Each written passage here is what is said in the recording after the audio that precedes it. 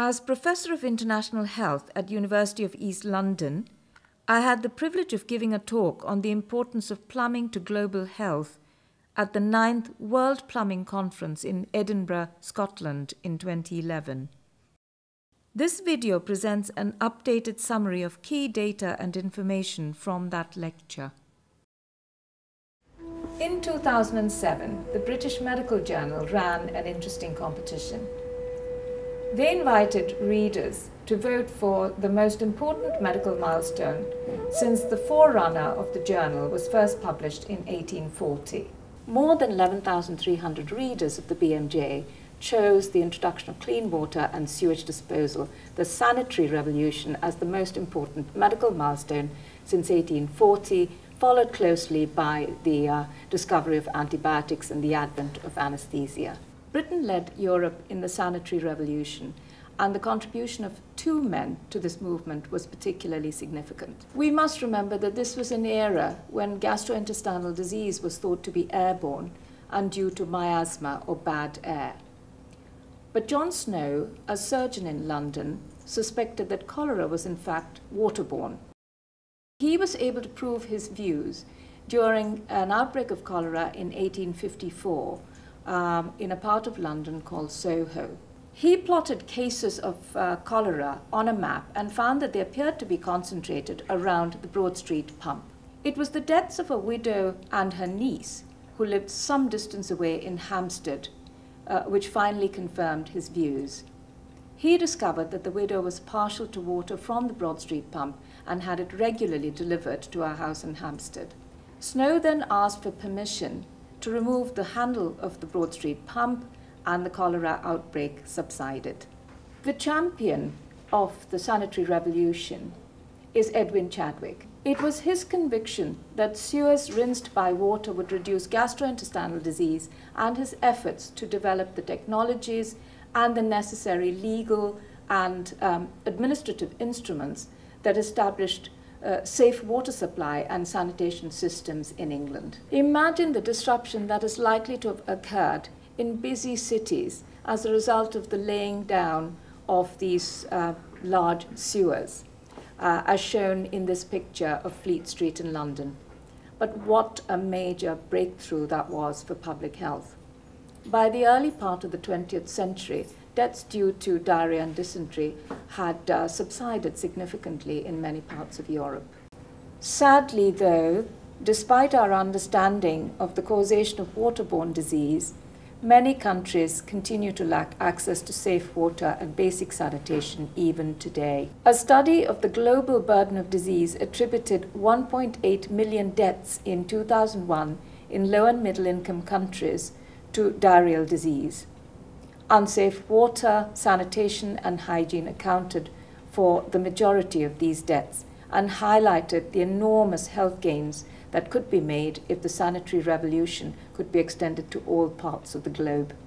In the year 2000, 189 developed and developing countries signed up to work together to achieve 8 Millennium Development Goals to rid the world of poverty, illiteracy, hunger, and disease by 2015. The Goal 7 was to halve by 2015 the proportion of the population without sustainable access to safe drinking water and basic sanitation.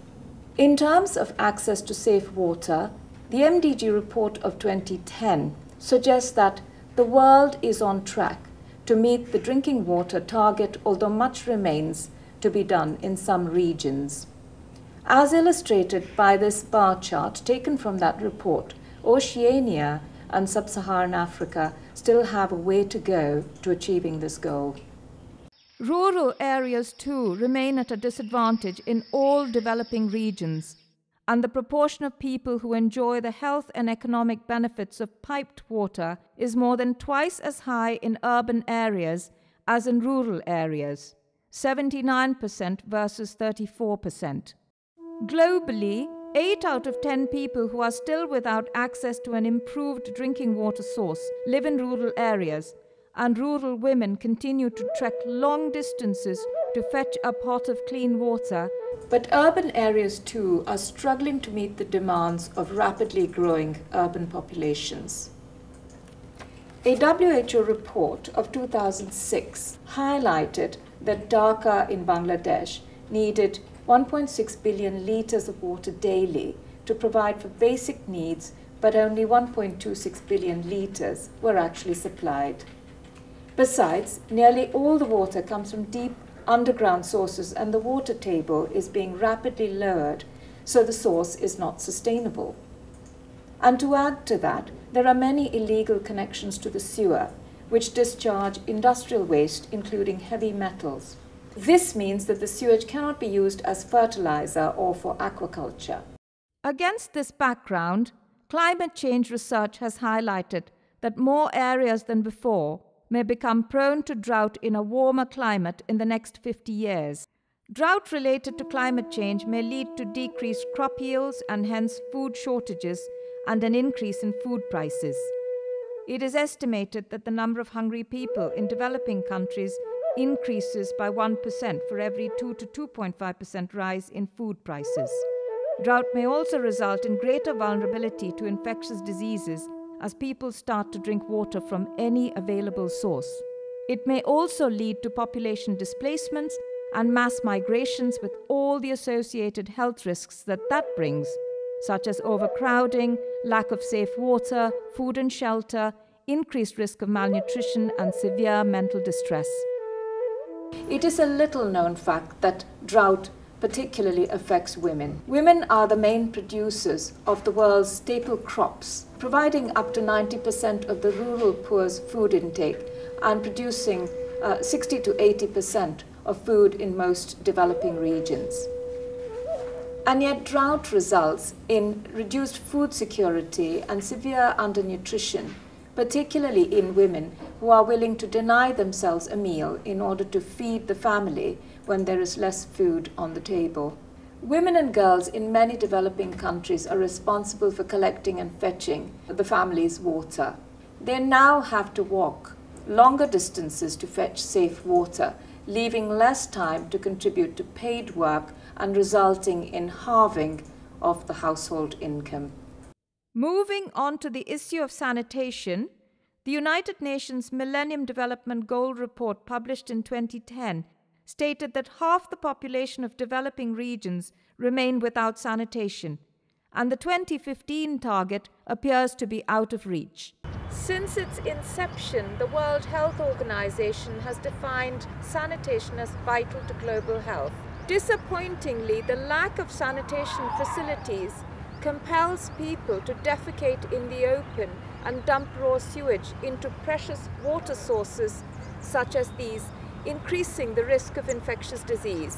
A UNICEF report estimates that 1 gram of feces in untreated water may contain up to 10 million viruses, 1 million bacteria, 1,000 parasite cysts, and 100 worm eggs. Healthcare facilities need access to clean water to wash hands and to good sanitation to prevent the spread of infectious disease. Worldwide, it is estimated that 5% to 30% of patients develop one or more avoidable infections during stays in healthcare facilities. Adequate sanitation encourages children to be at school, particularly girls. Access to latrines raises school attendance rates for children. Sanitation is an essential component in emergency response and rehabilitation efforts to stem the spread of diseases, rebuild basic services in communities, and help people return to normal daily activities. But is all this relevant only to the developing world? The developed world has had the benefit of access to safe water and sanitation for approximately 150 years. But can we be assured that nothing will jeopardize this in the future? Take the UK, for instance. It is commonly perceived as wet and green, but the population density is high and rainfall varies across the country. Therefore, for each person, there is relatively little water available, especially in the southeast and in some urban areas. A Guardian newspaper report from 2008, drawing attention to the risks of wasting water, pointed out that nearly half of the population of England and Wales now live in areas of water stress, where supply might not keep up with demand, a problem usually associated with the parched regions of North Africa or the Middle East. The Environment Agency map confirms the alarming levels of water stress already being experienced in England and the urgent need to mobilize communities in efforts to conserve water. Climate change is not only associated with water stress, it is also resulting in extreme weather events and an ever-increasing risk of disasters such as floods. The severe flooding in the summer of 2007 in England devastated large parts of the country, left 13 people dead, and caused billions of pounds worth of damage. The Pitt Review, which examined the lessons learnt from the floods, highlighted that in some of the affected counties, the situation resulted in the biggest rescue effort in peacetime Britain. In one county, 350,000 people were left without mains water supply. This was the most significant loss of essential services since World War II. In 2005, even the most powerful country on earth, the United States of America, struggled to cope with the consequences of Hurricane Katrina, which left thousands of people in New Orleans struggling to survive without adequate food, water, shelter, plumbing, sanitation, electricity, and communications. The urgent and fundamental need for the developed world, too, to build its resilience to climate change impacts could not have been more clearly demonstrated. Can anyone doubt, then, the crucial importance of plumbing to public health? This WHO document on plumbing and health, published in 2006, recommended that the 3 roles a competent plumber must assume are to design, install, and maintain drinking water supply and waste removal systems, to manage the health and financial risks associated with plumbing, and to help conserve limited supplies of safe drinking water. In my view, the plumbing profession needs to recognize the crucial role it plays in improving public health by taking a more proactive role in planning and continuously improving access to safe water and sanitation, highlighting the impacts of climate change on access to safe water and sanitation, demonstrating leadership in planning and implementing climate change mitigation and adaptation measures, helping build capacity both in developing and developed countries, helping extend exemplary codes of practice, registration, and training to other parts of the globe, helping design improved systems for water supply, water conservation, stormwater drainage, sanitation systems, wastewater use, and the development of better plumbing materials. The World Plumbing Council has a crucially important role in mobilizing its membership, policymakers, and communities to improve public health through safe water, sanitation, and climate change action. Despite the role plumbing plays in our lives, it is often not respected as an important contributor to public health in the developing and developed countries. The plumbing profession has a responsibility to change this by recognizing this crucial link and taking a more active part in planning for water and sanitation. World Plumbing Day is being celebrated on 11th March to raise awareness of these issues globally, to harness the expertise the profession can offer, and to promote closer cooperation between the profession and policymakers to improve our health and well-being.